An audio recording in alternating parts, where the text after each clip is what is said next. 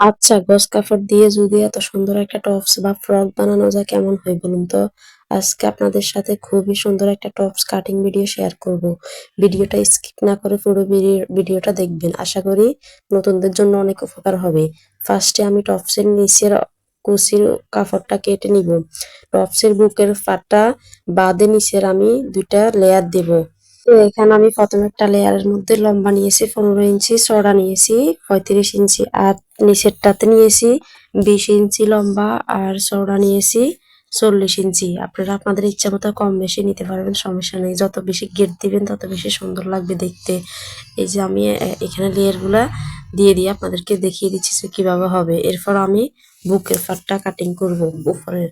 এই যে দেখতে পাচ্ছেন এখানে আমি দুই পার্টকে সাইজ বাস করে নিয়েছি। এরপর আমি লম্বা নিয়েছি 8 ইঞ্চি আর চওড়া নিয়েছি 9 ইঞ্চি নিয়েছি। এখন আমি এখানে গলা কাটিং করব, তার জন্য আমি গলার মাপটা নিয়েছি 2.5 ইঞ্চি চওড়া, তারপর লম্বা নিয়েছি।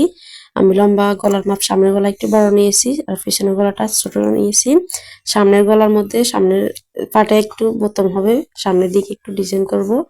এই যে দেখতে পাচ্ছেন এখানে আমি মাপ অনুযায়ী হাতাটা কাটিং করে নিয়েছি, হাতার মাপটা। তারপর নিচে একটু রাউন্ড শেপ দিয়ে উপরে দিয়ে কাঁধের সাইডে একটু রাউন্ড শেপ দিয়ে কেটে দিব। এখন গলার মাপটা আমি গলার জন্য পট্টিটা কাটিং করে নিতেছি। এই যে দেখতে পাচ্ছেন আমি গলার মাপটা বসিয়ে পট্টিটা কাটিং করে নিয়েছি টুকরো কাপড় থেকে। তো তোমাদের কাছে যদি আমার ভিডিওগুলো ভালো লেগে থাকে তাহলে লাইক কমেন্ট শেয়ার করবে, আর আমার চ্যানেলে সাবস্ক্রাইব করে রাখবা। আর ফেসবুক থেকে দেখে থাকলে ফেসবুক পেজটা ফলো দিয়ে পাশেই থাকবা। আর কেমন হয়েছে ড্রেসটি দেখে জানাবা। যদি সেলাই ভিডিওটা দেখতে চাও তাহলে কমেন্ট করে জানাবা। এই যে দেখতে পাচ্ছ এখানে আমি তোমাদেরকে দেখিয়ে দিয়েছি কিভাবে হবে ড্রেসটা। এইখানে তোমাদেরকে এখন হাতার ডিজাইনটা কাটিং করে দেখাবো। এটা হাতার উপরের পার্টটা আমি কাটিং করতেছি। এই হাতাটা ডিজাইনটা আমার খুবই ভালো লাগে, কিন্তু হাতার ডিজাইনটার কি নাম সেটা আমার জানা নেই। তোমরা কেউ জেনে থাকলে বলে যাবা।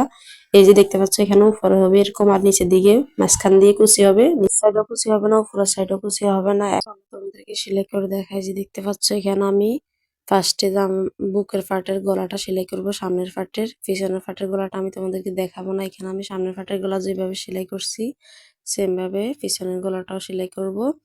একই রকম গোল গলা দিয়েছি আমি। পিছনের গলাটা একটু ছোট আর সামনের গলাটা একটু বড়, পার্থক্য এখানে।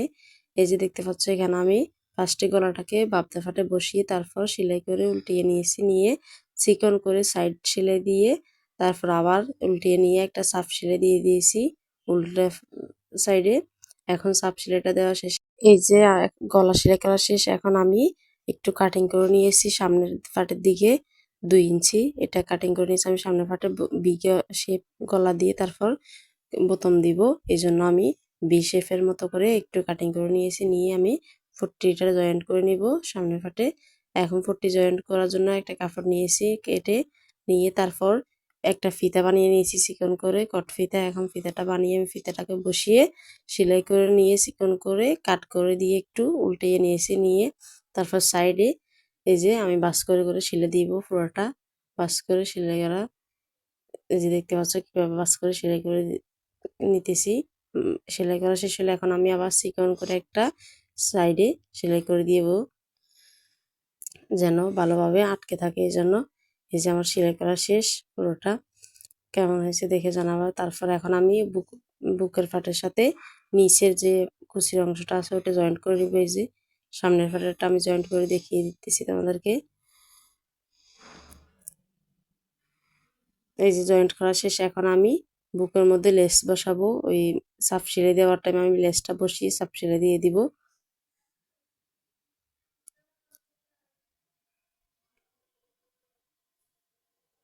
এই যে আমার সাপ সেলাইটা দেওয়া শেষ। সেম ভাবে আমি পিছনের পাটটা তো জয়েন্ট করে কুচিগুলা তারপর সাপ সেলাই দিয়ে নিব। তোমরা দেখতে থাকো বুঝতে পারবা তাহলে।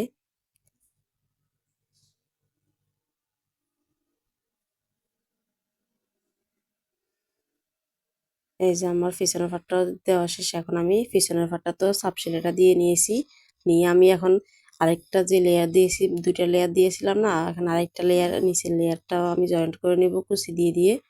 এখানে আমি তোমরা যত বেশি ঘের দিয়ে তৈরি করবে তত বেশি দেখতে সুন্দর লাগবে। আমি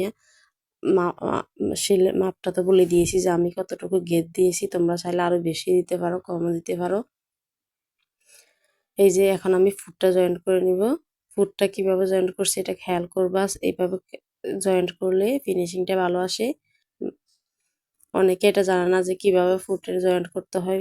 স্বাভাবিকভাবে অনেকে করে ফেলে, ওইভাবে ফিনিশিংটা ভালো আসে না। এখন তোমাদেরকে হাতা সেলাই করে দেখাবো। আমি হাতার উপরের সাইডটা নিয়েছি, তারপর মাঝখানের যে সাইডটা আমি কুচি দিব বলছিলাম, ওই সাইডটা আমি এখন কুচি দিয়ে নিব মাঝখানটা। এই যে আমি এক একটা করে সবগুলো কুচি বসিয়ে দিয়ে দিব। তোমরা দেখতে থাকো যে কিভাবে আমি কুচিগুলো দিয়েছি।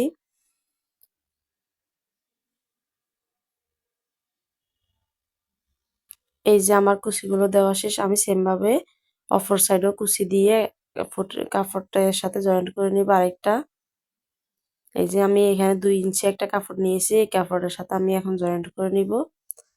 এই কাপড়টাকে তোমরা 2 ইঞ্চির বেশি নিতে পারো, কমও নিতে পারো, তোমাদের ইচ্ছে মতো। আমি এখানে বেশি নিই নাই, চিকন করে নিয়েছি।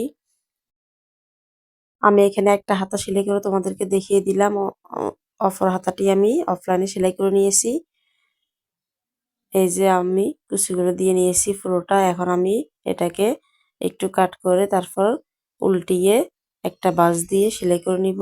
1 ইঞ্চি বাঁশ দিয়ে সেলাই করে নিব। সাপ সেলাই বলে এটাকে, সাপ সেলাই দিয়ে নিব।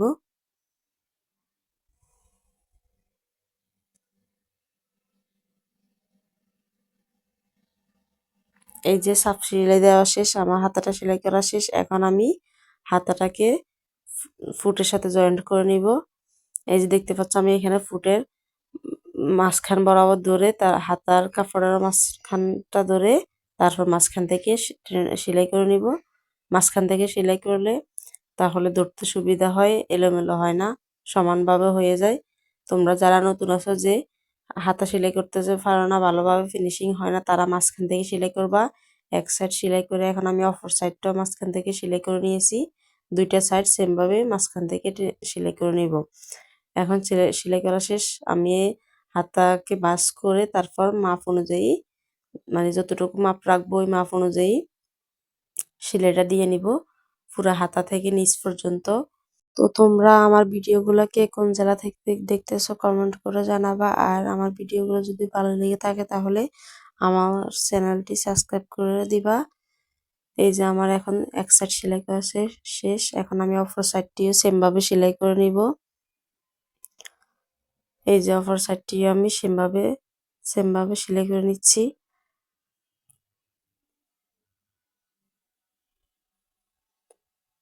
আর তোমরা যদি কেউ কিছু বুঝতে না পারো কোনো বিষয়ে, তাহলে আমাকে কমেন্ট করে জানাবো, আমি বুঝিয়ে বলে দিব। এখানে কত গজ কাপড় লাগছে, কি তোমাদের কত গজ কাপড় লাগবে সব কমেন্ট করে জিজ্ঞেস করতে পারো তোমরা। এখানে আমি এখন জামার 2টা সাইড সেলাই করা শেষ। এখন আমি জামার নিচের অংশটা সেলাই করে নিব চিকন করে। তোমরা চিকন করে বা চওড়া করে তোমাদের ইচ্ছা মতো সেলাই করে নিতে পারো, যেভাবে দেখতে ভালো লাগবে ওইভাবে সেলাই করে নিবা। এই যে আমি চিকন করে সেলাই দিয়েছি, আমার কাছে মনে হয়েছে যে চিকন করে সেলাই দিলে ভালো লাগবে। এই যে সেলাই করা শেষ, কেমন হয়েছে জানাবা। আল্লাহ হাফেজ।